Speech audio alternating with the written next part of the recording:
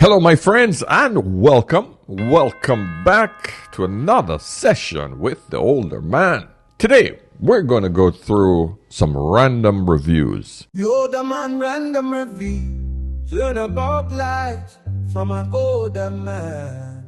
Yes, an older man. Now, these reviews were picked by me. These are small lessons I think that you all will benefit so much with just understanding female nature and male nature. So this is for males and females. Without further ado, let's do this. So the first one is the late, great Mr. Kevin Samuels on a particular call with a young lady. And this is a question I get a lot. So, Mr. Paul, so you think that women should just say yes, yes, yes? That's what submission is? You think we should just outright just agree with everything men say? You just want us to be puppy dogs and bow down to men? And the answer is no. And I'm sick of answering this question to women. Because what the feminist has done is they've pushed this narrative that men just want these bubbling, yes, dear, yes, yes, women. That's not what a man wants in a wife. Mr. Samuels put it like this. Woman have a wife or woman have the right to argue, to voice a disapproval, or is that just not? Oh yeah, you have the right. You certainly do. We want to hear your point of view, but you don't do it in front of people. You don't raise your voice, and it's done in good faith. We don't want yes women. We don't want to just say we're going here, yes dear, yes dear, yes dear, because women have female intuition. You're the more social of the group. You often see things that we don't. Women have a muse effect on men, but you do it one-to-one. So if I say we're going to move to Alaska, you can tell me, well, okay, I'm with you. That's most important. But here are my concerns. I can't just come home and say, pack all our shit, we're going to Alaska. That's a bad leader. When does a woman have? There you go. The idea behind a relationship and a man being the leader is that leaders also know when to take advice from his second in command. Simple. A good leader knows that, hey, I got a good opinion from my second in command. All right, you know what? I didn't think of that. Okay, let me reevaluate this position. Yeah, I can't come home to my house and say, okay, we're moving to Dubai. And then my wife look at me like, I just had 2 kids. We moved into a big, beautiful home and we're comfortable. And I moved from England. I'm in the Cayman Islands. You want me to what? Move where? That was my situation. You know what? She just said, oh, okay. Why? Why are you thinking like this? I mean, this was a lot longer discussion, but this is in general what happened. Okay. Why you want to look at Dubai? Where's the opportunity? Do you see something else? So all she did was question me in a respectful manner. We in a relaxed situation. We had it over a couple glasses of wine. We've had it over the breakfast table while lying in bed at night. We discussed it thoroughly. But in the end, she concluded, okay, you know what? If that's what you have to do or that's what you want to do and I see opportunities for a family, let's do it. Let's go over there and visit and we can check it out. So I brought her over. We looked at the place. She loved it. She saw where it could work for us, and we moved. That, my friend, is called relationship. I ain't going nowhere. I ain't doing it. Who the hell do you think you are? You think we're going to go? The idea is you don't do that stuff or air your grievances or disagreements in public. It's all about respect. So if you have a grievance or something, or you have a concern, you just voice your opinion, ladies, when you're in the privacy of your own home. You never disrespect your husband in public. You never have deep and serious discussions amongst other people. That's between you and your husband. Simple. The only thing I disagree with Mr. Samuels is this idea that female have female intuition. I don't believe in that crap. I think this is just some shit that women tell each other to make them feel like they have a superpower. But if they had female intuition, a lot of them would have known I should not breed for this particular man. This guy's an asshole. How the hell you didn't have the intuition to see that you're having a child for the wrong man? Too many of you end up single mothers cursing out men. Where was the intuition then? And listen, I can point to a host of other mistakes women make. You slept with that guy, you didn't have the intuition that that would have screwed up your relationship, that you would have get busted. You don't have female intuition. Well, it depends on what you look at as intuition, but it's definitely not anything abnormal. You have a lack of logic. You float on emotion. Then you call that intuition like it's some superpower. No, you make decisions based on illogical and irrelevant information. When I say irrelevant, it's coming from an emotional perspective. Okay, I think I dragged that one out a little bit too much. Give me a thumbs up on this video, guys. Let's move forward to the next one. Standing on the train and look at all these men. What happened to giving up your seat for women? No man offered me a seat. Excuse me, are you going to get up? What? Are you going to get up? Are you pregnant? No. Are you for equality?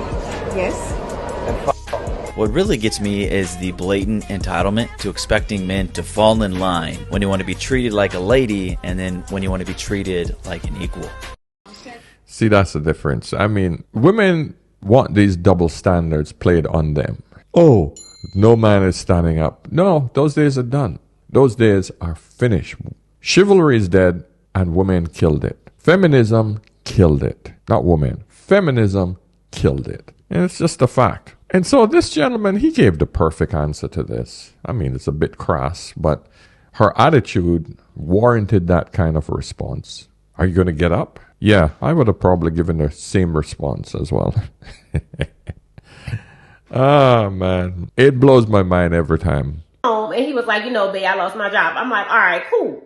So a month later, like the bills, it was time for the bills or whatever, and I'm like, the bills due, babe, or whatever. And he was like, okay, I'm not working. And I'm just in a month, like it's all kind of hustles. You could have been doing something or whatever. So I told him, I said, look, if I pay these bills, are you going to pay me the money back?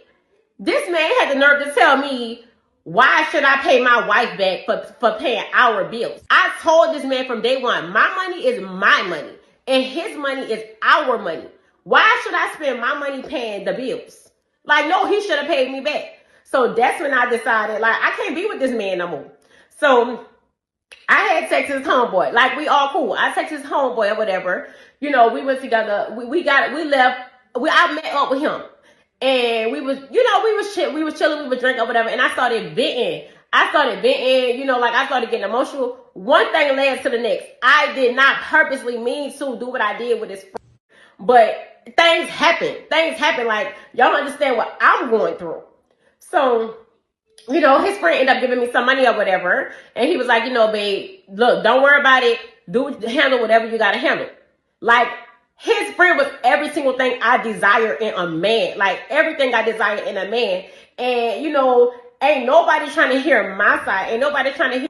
Them gal wicked, them. Listen, man. If you guys watch my video on the whole culture that is perpetrating the West, she's just another example of that. But there is a number of lessons here that you guys should learn. Number one, a lot of black women in America are deeply scarred and flawed in the way they look at relationships. And they've never had examples of relationships. This whole notion that my money is my money and your money is our money and I don't spend my own money on the family, etc. Women like this is literally killing any notion of most men wanting to even pursue marriage. Because what benefit is it for any man to be in a marriage like this? Even to the point where when he has a problem, when the family has a problem, the wife don't want to step in. The wife is, what use is she? Besides the bloody weave and the nails and a ratchet attitude. Women like this shouldn't even be entertained, gentlemen. And the simp who actually jumped on marrying somebody like this, it's your fault, boss. It's your fault. There's too many channels out here that are warning men, stay away from women like this. And if you're stupid enough not to watch these channels and learn about female nature, because this is not good behavior from any woman. So if she told you this before you married her, it's your fault. I'm sorry, man. If you married a woman like this, and so now if she end up hitting on your guy or sleeping with your friend because he paid a few dollars, she's nothing but someone for the streets, my friend. I'm trying to be nice. I'm trying to keep this whole video PC, and I don't want to use any bad terms, but it's obvious what she is. Nothing else to say about that.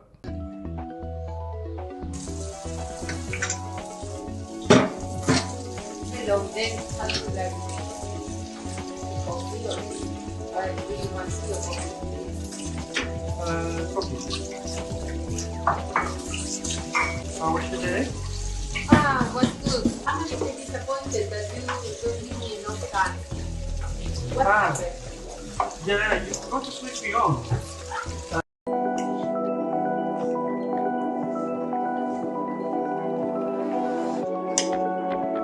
Yep. Trending. The first woman to get married to a hologram. Wow. So this is where we're coming to. If you guys watched the video that I did on where ChatGPT is currently at, where they introduced her, you will understand that AI is not far from this, where women who are not able to get a man have to deal with a hologram, and men who don't want any woman or can't get a woman basically have to deal with AI. It's a sad state of affairs, my friend. Wow. Wow, wow, wow. So she married her hologram. Blows my mind. Here's where I call bullshit on feminists. You guys want to be treated equal? Okay, how about men go to you and say, you need to make 6 or 7 figures? That is fucking crazy and extremely unattainable for most women. Second of all, say you're a guy and you don't come from money and you fucking spend all your time, all the best years of your life. You're going to fucking school, you're hustling, you're finally making 6, 7 figures. I'm sorry, what are you gonna want to do? You're gonna like want to run around, have fun because you deserve it, get your fucking dick sucked by every hot girl in sight, which I am absolutely not throwing shade as a female. I completely understand that. And it's like, yeah, and then what? You're gonna go settle down with a 5? Fuck that. Even if you are gonna settle, that bitch is gonna be a solid 10. I don't even understand. I'm a woman and I understand this. I don't understand how others can't. It's like, come on, dude. He put in the work. He deserves it. You don't. She got a point, but men are gonna look for a 10. He's not gonna look for a 10. He's gonna have some fun, definitely. But most men who actually make that type of money, those men are looking to actually have a settled life. They don't want chaos. Men who create that kind of wealth, they don't want chaos. They don't want any biatches messing up their flow. They want a solid woman. And that woman is going to come in the form of a 5, a 6. That's it. Yes, he will go through and he will, get a few things on the side every once in a while, but he's going to get a solid woman to settle down with. Because men who make that kind of money, they don't want chaos and some freaking nightmare of a woman who think that she's God gift to the earth and one man isn't good enough for her. That's why most very successful men marry average looking women. They will bang and have fun with the pretty girls, but most of them will marry the average looking woman. Tell me I'm wrong. When I was younger, 22 years ago, one of the most expensive places I've ever visited, I had the privilege of going to Monaco. And for those of you that don't know how expensive this place is, I'm just going to give you a glimpse of it. This is a middle income rental property in Monaco. This is not even middle actually. This is probably in the lower end because I've seen some ridiculously expensive places. So you want to move to Monaco and you will rent an apartment. You're not going to buy one, you're going to rent one. What do you get for your money? Well, there's one here, Eden Tower. And for this, you're getting 3 rooms. Now, when the French or the Monegasques say 3 rooms, they mean 2 bedrooms and a lounge, essentially. And you've got a bathroom and a kitchen. So 3 rooms doesn't mean 3 bedrooms, it means 3 rooms. So this is 11,300 a month plus 350 service charges. So let's call it 11.5, well, round it up to 12,000 a month.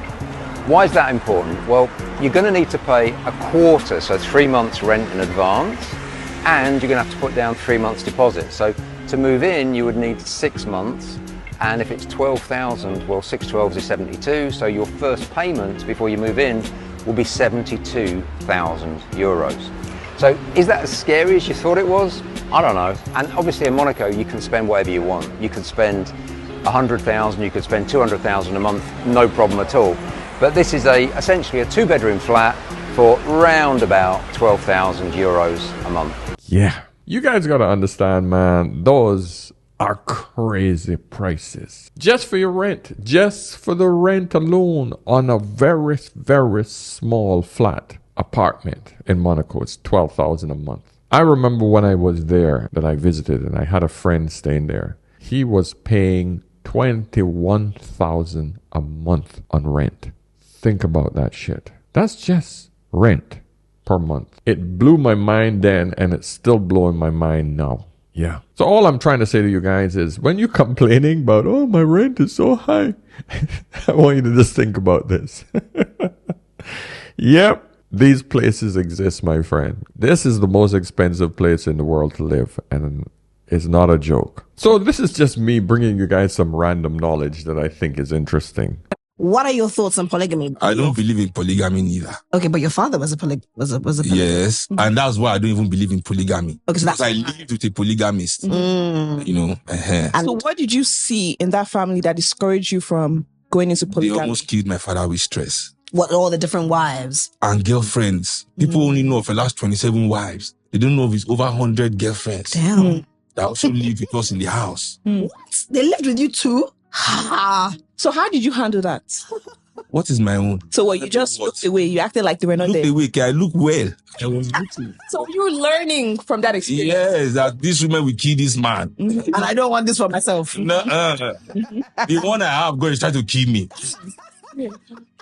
I can't even imagine if I have 2 of them and they gang up. Interesting. How can you live long? Why do you think many of our fathers are buried by our mothers? I mean, they will kill you. They don't have to physically strangle you. They will just so slowly.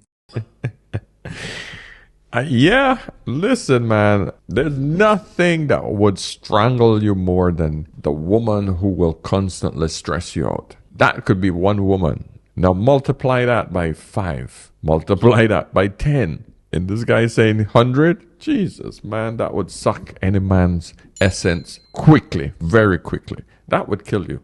So yeah, you guys might fantasize about polygamy, but it's a lot of stress. I'm living in a region where a man can have more than one wife. And most of the people who actually still do this are extremely wealthy and they're older. Most of the young men don't start that shit. They don't do that. Because they realized from their forefathers that it's a lot of stress. And most men just said, nah, it's not worth it. Especially the way the modern women are thinking these days. And the demands from one woman in this modern environment is so bloody high. Imagine multiplying that by 2 or 3. So most Arabs, yeah, they say, nah, not worth it anymore. But you have to understand why these things came about. Most men back in the day died in wars. Most men died from, working out in the wilderness, building and creating roads, getting robbed, getting killed by bandits. So back in the day, a lot of women never had any choice. If they wanted the protection and the wealth of a man, it was more advantageous for her to become a 2nd, 3rd, or 4th wife. But in Islam, in this religion, from this region, I am not a Muslim, just so you guys understand that. Each wife has to be treated equally. That means if you give one wife a car, this other wife have to have a car as well. She has a 3-bedroom house. This wife has to have a 3-bedroom house. And on and on and on and on. So the expense is doubled or tripled depending on how many wives you have. And the same thing with the sex and the kids, etc. So that's a lot of stress for today's modern men. Men don't want it. Back in the day when life was simpler, yeah.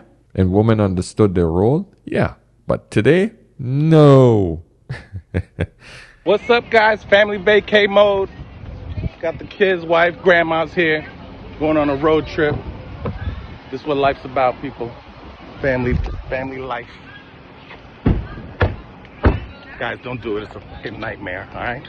I ain't got no money. Everybody got to pee every 10 minutes. If you single, stay single. Please, listen to me. All right, you guys ready for a road trip? Yeah, it's funny as hell, This is the thing. Women think that being a dad is all fun and jokes, man. Men would more than likely want to be out hanging with the boys and being carefree. But being a dad is a nightmare as well. The reason I want to show this video is because, yes, it's funny. You know, the men have to keep up that facade of, yeah, this is cool. Yes, part of this is fun, you know, but it's still a nightmare with the demands of the family. Wife going, why did you stop? You're too close behind this car. Oh, why didn't you turn there? Oh, we took the wrong turn. And the kids in the back, are we there yet? Are we there yet? Are we there yet? Fighting each other in the back seat. I've been through it all, you know. Oh, Daddy, I gotta pee. Daddy, I gotta pee. Okay, we're in the middle of nowhere. Nowhere near any gas station that I would want to put my daughter in or son in to pee. They're tired. One start beating on the next one. That's teasing each other. Oh, it's a nightmare. But I wouldn't trade it for anything in the world. Those are memories that I will never forget. So, yeah, you might say it's a nightmare, but in the end, it's fun. In this country, black or white, ends in a divorce in 18 months. Now, you see, it used to be if you got divorced, something was wrong with you. But when you have a stat this high, something must be going on in our society. I now want to explain what that is. When America believed in agriculture, America believed in extended family. When America believed in the factory, industrialism, America believed in the nuclear family. But now that America believes in the computer, now America believes in a single-parent family. Make sure you see my analysis. When the economy changed, the family structure changed. There was more than love in these relationships. There was some money involved here. Our grandparents worked the fields together, had economic reason to stay together, and so they did. In the factory, man works in the factory, woman takes care of children. Economic reason, again, to stay together. But in this new economy, where you now have women working just as much, if not more, than men, you now hear women telling men, I don't need you. Got my own job. Do what I want to do when I want to do it. And we are now doing it very well and by ourselves. You know the #1 song in America a couple years ago, Ain't Nothing Going On But the Rent. If you want to be with me, you got to have a J-O-B. It's all about money. All about money. When the economy changed, the family structure changed. And so now we have a lot of people making plenty of money and lonely. The guy's spitting some facts. The guy is spitting some facts. When we needed each other in agricultural economy, we both had to get out there and toll the fields. Otherwise, nobody ate. Industrial economy, yeah. The man's out there breaking his back on the hard work, lifting up on top of the freaking skyscrapers, putting every bolt into those buildings. The wife, she can't do that. She has to stay home with the kids. But the second the technological or the computer revolution came around, she could get into the office. She could do something. There was many more jobs for women that she could be out there doing. Because all it takes is this. That's when women realize, I got more opportunities. I don't really need a man. So the guy has a point. Let me know what you guys think. But I just thought it was an interesting correlation between how economies change and how the family structures changed. Now this one's blow my mind. So we don't teach our children anything. Everything that they learn is in response to either their interests or their questions. We have no curriculum. We have no school hours. We really just respond whenever they want to know something and do our best to make sure they really get it. And my big fear about free schooling was that if my kids only went towards what they were interested in, saving all of their real estate only for things they're interested in, not cramming it with anything necessary, I was concerned that they would never be interested in things like reading and writing and math. My son's 6, and it took some patience and not comparing myself to other moms, but this is his book. Look at this. Lamp, egg, jar, lion. This is him doing this by himself, copying down words from other places, asking us more. Same with addition. Mom, what's 7 plus 5? It will come at the right time. But if you do not like this idea of sending your kids away for 40 hours a week and then wondering why they have no energy to do anything else, if you are not into your kids conforming, trust that you can follow their interests and they will learn everything they need to learn, not what other people need them to learn. You're welcome. So we don't... Wow, that was a 6-year-old writing lion. Oh, when I saw the tattoos on her forehead and her face and her neck, I realized, wow, okay, this one's going to be a little bit different. Now, understand one thing. The school system as it is ran in America has some serious flaws. A lot of school systems, like for example in Japan and Asian countries, are significantly different. A lot of kids in those Asian countries are taught life skills early. Washing, cooking, cleaning. They don't even have janitors in Japan. The kids have to clean up after themselves. So they are taught very practical skills when they're really young. Responsibility skills. How to build for the society, not to be individualistic, working together. But the problem that this woman has is that she don't have any structure.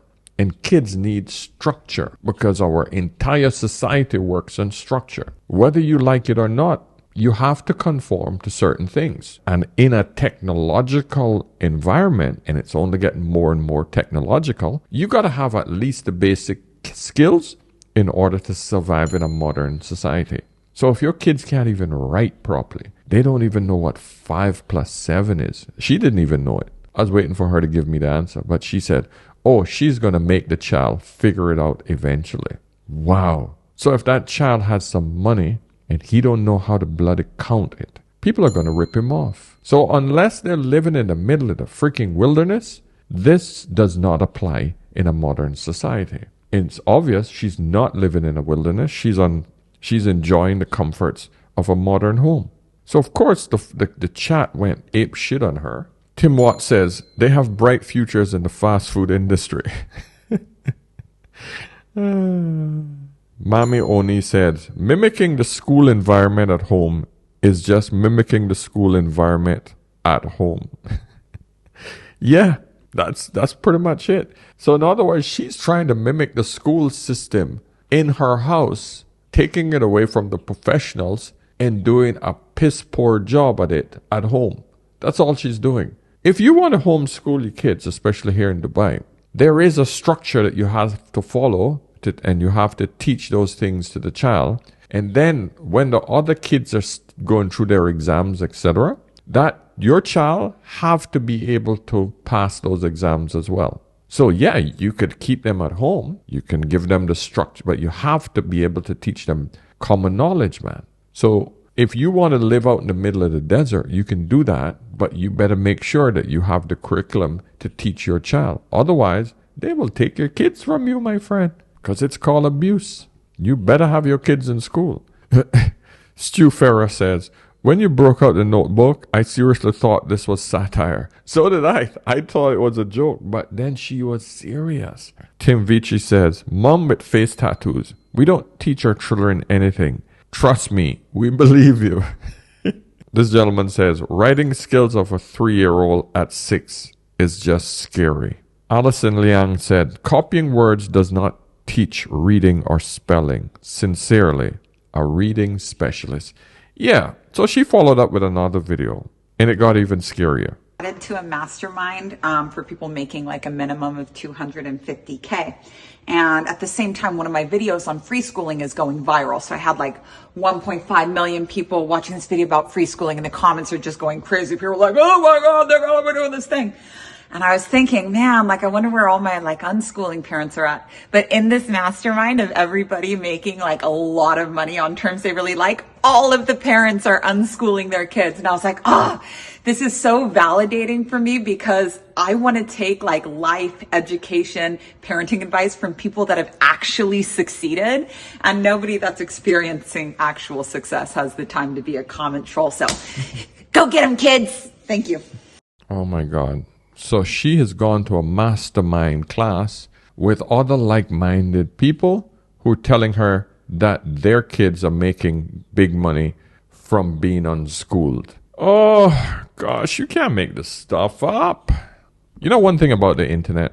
If you are an individual who love licking balloons, right? And you get off on licking balloons. If you go online and you put up a video saying, hey, I'm starting a licking balloon club or organization, you will probably get around 10,000, 15,000, 100,000 people joining your balloon licking club, because you're picking from a pool of 8 billion people. So you might get the 5 people. So you might get the 1,000 people in Canada who are balloon lickers, the 8,000 in the US who are balloon lickers, the 4 guys in Jamaica who are balloon lickers, and it could be an accumulative amount of people from all over the world who are balloon lickers.